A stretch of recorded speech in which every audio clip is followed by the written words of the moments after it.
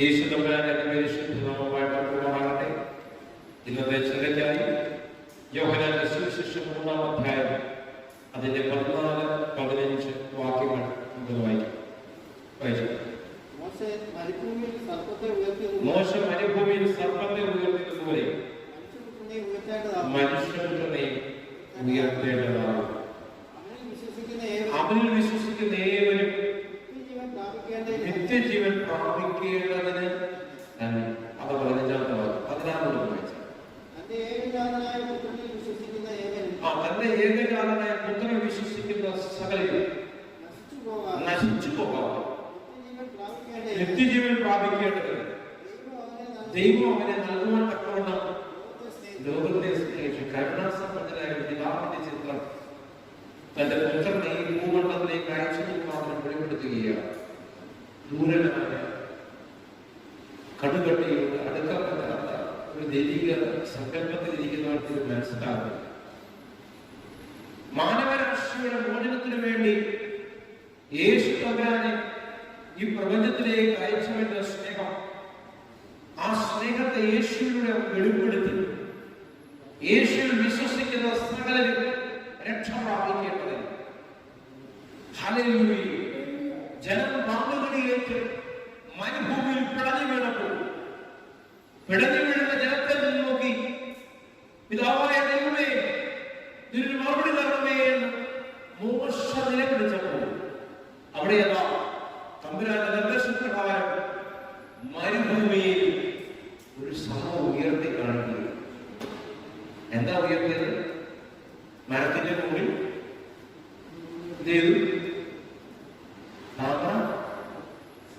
അതിൽ നോക്കുന്നവർക്ക് എന്ത് ചെയ്യുന്നു? അവനെ ഈ പാമ്പിൽ അടിച്ചാൽ അവനെ എന്ത് ചെയ്യത്തില്ല, മരണം സംഭവിക്കത്തില്ല. ഒരു ജനത്തിന്റെ താൽക്കാലിക രക്ഷ അല്ലേ, എന്നാൽ നിത്യമായ രക്ഷയ്ക്ക് വേണ്ടി ഇതാ യേശു കർത്താവിനെ ഉയർത്തുകയാണ്. ഹല്ലേലൂയ. ശുദ്ധീകരണത്തിന്റെ അടയാളമായ താമര എന്ന വിഷയം, ശാപത്തിന്റെ അടയാളമായ പാപം എന്ന വിഷയമൊക്കെ കൊണ്ടുവന്നത് സന്ദേശത്തെ പങ്കുവച്ചിട്ടുള്ളതാണ്. നമ്മുടെ വീഡിയോകൾ ചെക്ക് ചെയ്തിട്ടുണ്ട്, യൂട്യൂബിൽ അത് വീഡിയോ അത് കാണാവുന്നതാണ്. ഇതുവരെ കണ്ടിട്ടില്ലാത്തത് നിങ്ങൾ ചെക്ക് ചെയ്ത് നോക്കണം. ഹല്ലേലൂയ. ശുദ്ധീകരണത്തിന് നിങ്ങളുടെ രക്ഷയ്ക്ക് വേണ്ടി നമ്മുടെ ശാപത്തെ, രോഗത്തെ, പാപത്തെ അവൻ ക്രൂശിൽ വഹിച്ചു. ഹല്ലേലൂയ. 2 കൊരിന്ത്യൻസ് 5:21, 2 കൊരിന്ത്യൻസ് 5:21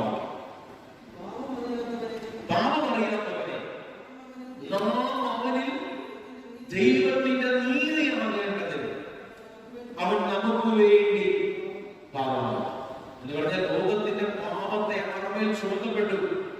അതെന്ത് എന്ന് ചോദിച്ചാൽ അത് ഉത്തരമാണ് മാനവരാശിയെ മോചിപ്പിക്കുന്നതിന് വേണ്ടി. ഇതിനെന്ന് പിശാച് കൊണ്ടുവന്ന സാക്കന്റെ പിശാചിനെ തന്ത്രങ്ങൾ മോചിപ്പിക്കുന്നതിന് വേണ്ടി.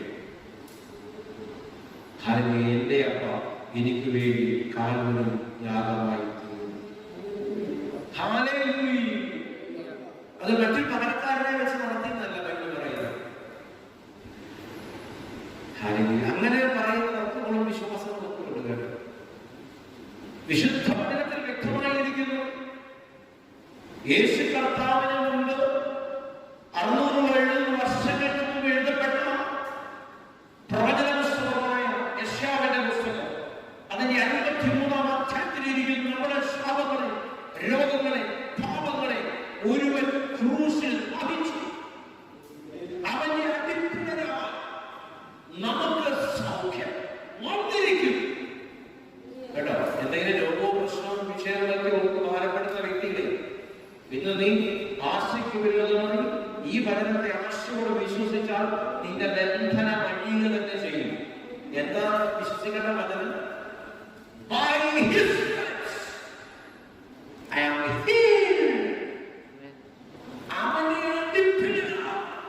ഞാൻ സൗഖ്യമായിരിക്കുന്നു.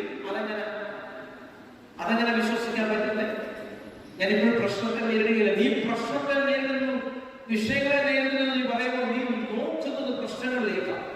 നിന്റെ ശ്രദ്ധ പ്രശ്നങ്ങളിലേക്കും വിഷയങ്ങളിലേക്കും നീ തിരിച്ചുവിടുന്നതിന് പകരം നീ ശ്രദ്ധിക്കേണ്ടത് നിനക്ക് വേണ്ടി കാൽവരി കൊലക്കളത്തിൽ ഒരു പൂർത്തീകരണ ശുശ്രൂഷ തികച്ചവനെ പറ്റിയാണ്. ആ തികച്ചവന്റെ കാരുണ്യത്തിലേക്കാണ് നീ ശ്രദ്ധിക്കേണ്ടത്. ഹല്ലേലൂയ. നിനക്ക് വേണ്ടി സകലതും നിവർത്തിച്ചവന്റെ നിവർത്തീകരണ ശുശ്രൂഷയിൽ നീ ആശ്രയിക്കുമെങ്കിൽ നിന്റെ ബന്ധനങ്ങളിൽ നിന്റെ കെട്ടുകൾ കൂട്ടും. നിന്നെ ബന്ധിക്കുവാനും കെട്ടുവാനും ഒതുക്കുവാനും ആഗ്രഹിക്കുന്ന സമൂഹത്തിന്റെ മുമ്പിൽ, വ്യക്തികളുടെ മുമ്പിൽ നിന്നെ ഉയർത്തി മാനിക്കുന്നവന്റെ വ്യാപാരം നിന്നിലൂടെ കാണുക തന്നെ ചെയ്യും. മനസ്സിലാക്കിയവർ ശക്തിയോടെ കരങ്ങളെ ഉയർത്തി എന്റെ തമ്മിൽ സുരിച്ചാട്ട്. അപ്പൊ ഫോക്കസ് ചെയ്യേണ്ടത്, നീ ശ്രദ്ധിക്കേണ്ടത് കാൽവരി കൊലക്കളത്തിൽ നിനക്ക് വേണ്ടി പരമയാഗമായി മാറിയ സർവശക്തനായ കർത്താവിനെ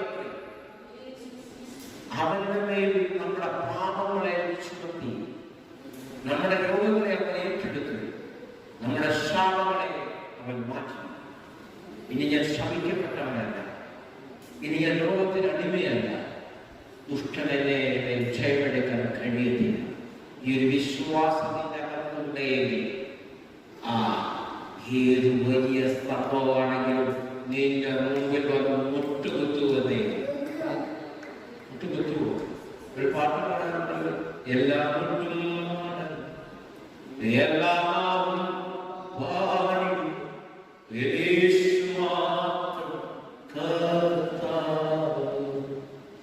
ആ കർത്താവ് എവിടെ ഇരിക്കുന്നു? എന്റെ അകത്തിരിക്കുന്നു.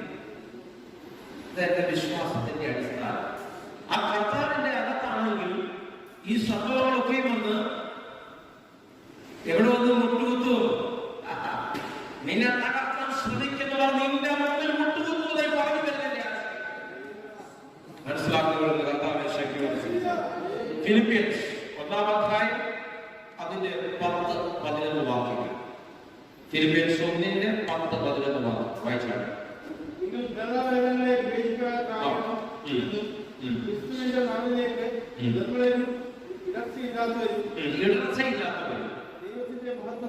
ദൈവത്തിന്റെ മഹത്വത്തിനും പുകഴ്ചയ്ക്കുമായിട്ട് യേശുക്രിസ്തുവിനാൽ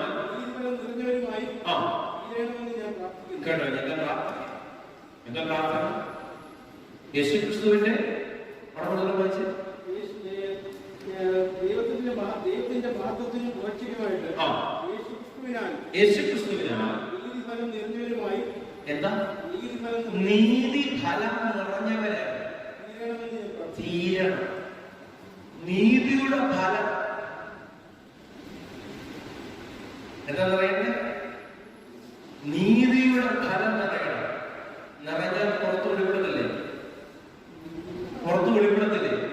ഫലമായിട്ട് തന്നെ വെളിപ്പെടുത്തില്ലേ? മനസ്സിലാക്കുന്നത് കർത്താവിനെ ശക്തിയോടെ ശ്രമിച്ചാണ്. 10-11 വിശ്വസിക്കുന്നു. 2 പത്രോസ് 1:5 മുതൽ 9 വരെ നമുക്ക് വായിക്കാം. 2 പത്രോസ് 1-ാം അധ്യായം അതിന്റെ 5 മുതൽ 9 വരെയുള്ള വാക്യം. യേശുവിയാരാ? 2 പത്രോസ് 1:5 മുതൽ 9 വരെയുള്ള വാക്യം വായിച്ചാൽ സകല ഉത്സാഹവും കഴിച്ച് നിങ്ങളുടെ വിശ്വാസത്തോട്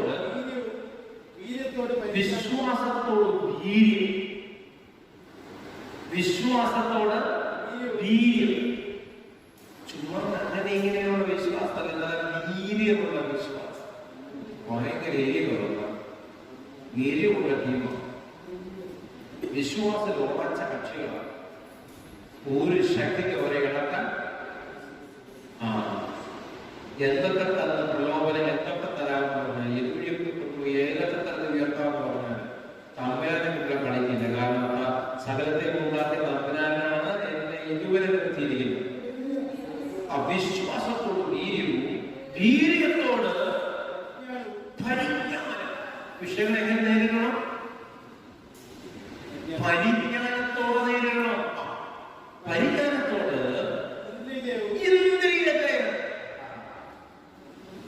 ഇന്ദ്രിയതയെന്ന് പറഞ്ഞാൽ പഞ്ചേന്ദ്രിയങ്ങളെ അടക്കാൻ കഴിവുണ്ടാവണം.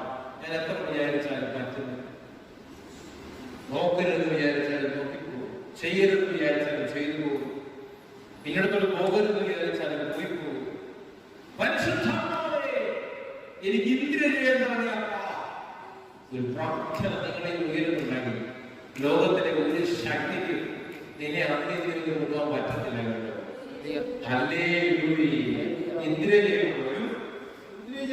ഇന്ദ്രിയജയത്തോട് സ്ഥിരതയും. ഇന്നലെ ഒരു നിലപാട്, ഇന്നൊരു നിലപാട്, മറ്റൊരു വേറൊരു നിലപാട്. എന്തൊക്കെ വന്നാലും എന്തൊക്കെ ഭവിച്ചാലും എന്റെ നിലപാടിന് വ്യത്യാസം വരുത്തില്ലെന്ന് പറയുന്ന ഒരു കൂട്ടമായി നിങ്ങൾക്ക് മാറട്ടെ എന്ന് ഞാൻ പ്രാർത്ഥിക്കുകയാണ്. സ്ഥിരതയോട്, ഭക്തിയോട്, സഹോദരപ്രീതിയും. അതൊക്കെ വിശദീകരിക്കാൻ വേണ്ടി തീരത്തില്ല കേട്ടോ. സഹോദരപ്രീതിയും, സഹോദരപ്രീതിയോട് സ്നേഹം, ക്രിസ്തു നിമിത്തമുള്ള സ്നേഹം നിലകൊണ്ടെങ്കിൽ എന്റെ സമീപനങ്ങളുടെ രീതികൾക്കും ഒക്കെ വ്യത്യാസം വരും കേട്ടോ. വെച്ചിട്ടുണ്ട്. നീ വെക്കാനിരുന്നാണ് മനഃപൂർവ്വമായി തിരുവനന്തപുരം ശ്രമിക്കുന്നു. നിലപാടുകളിൽ ഉറച്ചു പറയാനാണ്. നിനക്ക് വേണ്ടി പ്രവർത്തിക്കുന്ന കർത്താവിന്റെ സ്ഥാനത്ത് നീ അണീകരണം. ഹല്ലേലൂയ. ഇന്ദ്രിയ ജയമുള്ളവരെ മാറണം. ഹല്ലേലൂയ. ഇതൊക്കെ എങ്ങനെ സാധിക്കും? വിശ്വസിക്കുന്ന നിന്റെ ഏതെങ്കിലും പ്രവർത്തികളാണ്.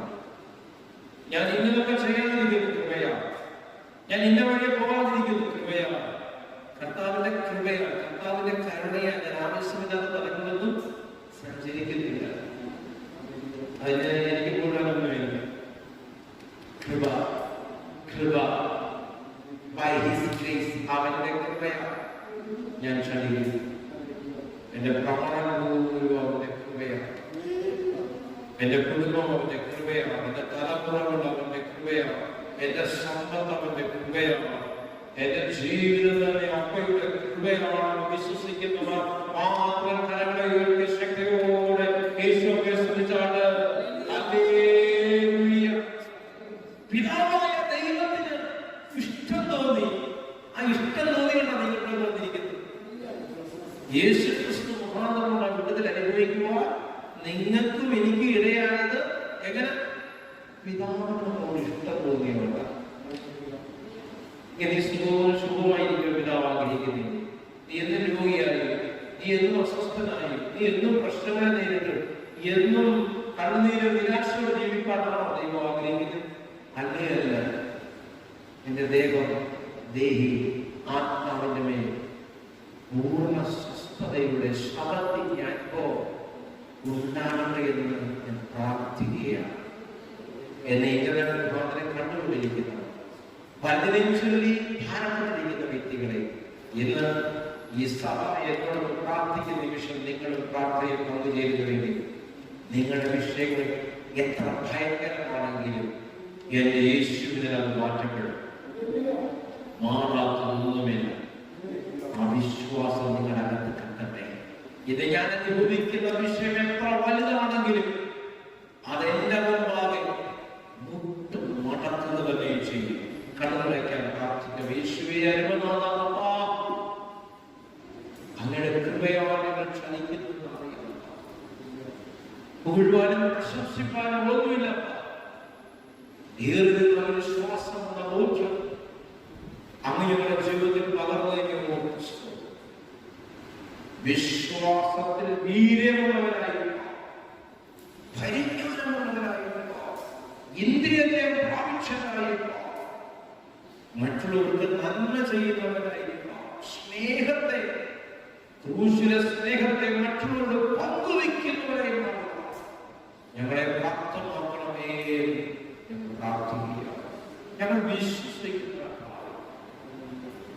ഞങ്ങൾക്കത് സാധ്യമാണ്.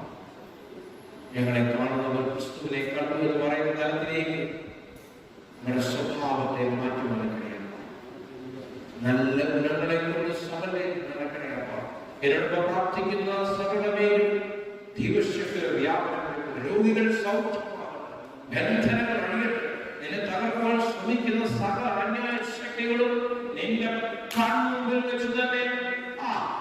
അതുകൊണ്ട് എന്ന് സംഭവിക്കുന്നുവെന്നതിലേക്ക് കാണുവാനിടവരും. നീ തകരത്തില്ല. നിന്നെ തകർക്കാൻ ശ്രമിക്കുന്നവരുടെ മുമ്പിൽ ദൈവത്തിനെ ഉയർത്തി ഉയർത്തി ഉയർത്തി മാനിക്കുക തന്നെ ചെയ്യും. ദൈവത്തിന്റെ കൃപ നിങ്ങളുടെ മേലുണ്ടാകട്ടെ. ദൈവത്തിന്റെ ശക്തിയുടെ വ്യാപാരം നിങ്ങൾ മേൽ വെളിപ്പെടട്ടെ. തമ്പുരാന്റെ കൃപ വെളിപ്പെടുന്നതിനെ പ്രാർത്ഥന സ്വന്തം സ്വീകരിച്ചു. എന്റെ അമ്മയുടെ അധികാരമുള്ള നാമത്തിൽ തന്നെ. ആമേൻ, ആമേൻ, ആമേൻ. ലാസ്റ്റ് സ്റ്റേറ്റ്മെന്റ് ബ്രൈറ്റ് ചർച്ചിന്റെ പ്ലാറ്റ്ഫോമിൽ നിന്നുകൊണ്ട് ഇപ്പോൾ വിളിച്ചു പറയുകയാണ്, എന്റെ കർത്താവ് നിമിത്തം സകലതും സാധ്യം. ദൈവം നിങ്ങളെ ശക്തീകരിക്കട്ടെ. ദൈവത്തിന്റെ കൃപ നിങ്ങളുടെ മേലുണ്ടാകട്ടെ. കർത്താവിന്റെ മഹത്വവും ശക്തിയും എന്റെ മേലെ ഇറങ്ങിയെന്നുള്ള സാക്ഷ്യങ്ങൾ പറയുക ദൈവത്തിന്റെ പ്രാർത്ഥനയാകട്ടെ. ആമേൻ, ആമേൻ, ആമേൻ.